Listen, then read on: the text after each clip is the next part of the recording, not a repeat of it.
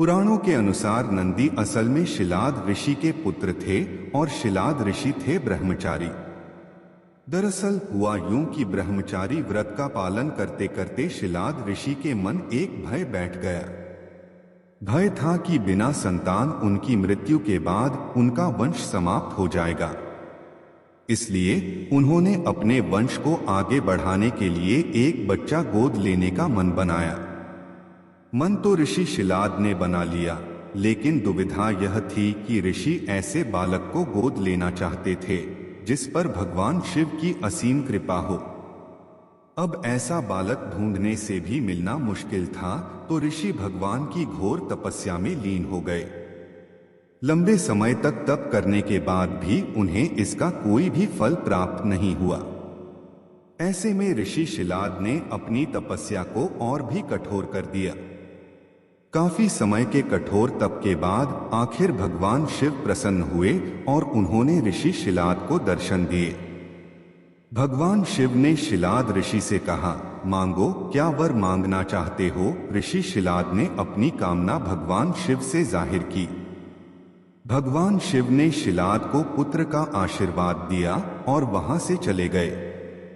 अगले ही दिन जब ऋषि शिलाद पास के खेतों से गुजर रहे थे तो उन्हें वहां एक नवजात बच्चा मिला।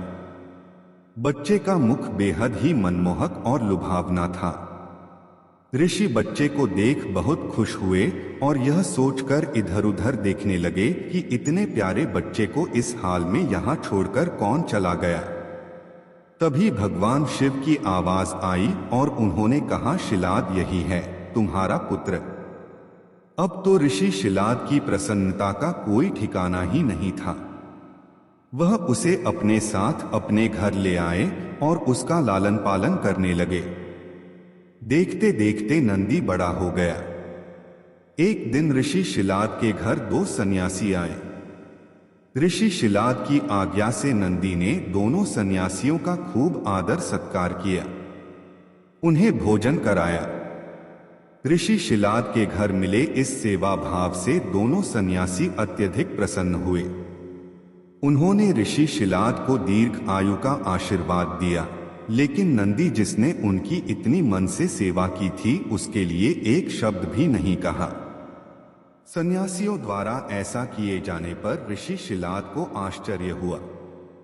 अपनी जिज्ञासा को शांत करने के लिए शिलाद ने सन्यासियों से ऐसा करने के पीछे की वजह पूछी। तब सन्यासियों ने बताया कि आपके इस पुत्र की आयु बहुत कम है, इसलिए हमने इसे कोई आशीर्वाद नहीं दिया। नंदी ने सन्यासियों की यह बात सुन ली। नंदी ने अपने पिता से कहा, आपने मुझे स्वयं भगवान शिव के आशीर्वाद से पाया है, तो मेरे इस जीवन की रक्षा भी भगवान शिव ही करेंगे। आप इस बात की बिल्कुल भी चिंता न करो। इतना कहते हुए नंदी भगवान शिव की आराधना में लग जाता है। अपने पिता की तरह ही नंदी ने भी भगवान शिव को प्रसन्न करने के लिए कठोर तप किया।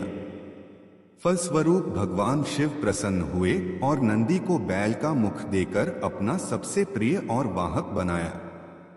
इस प्रकार नंदी भगवान शिव के सबसे प्रिय वाहन बने और समाज में उन्हें पूजनीय स्थान भी मिला। यही वजह है कि भगवान शिव की आराधना से पूर्व उनके प्रिय नंदी की पूजा की जाती है।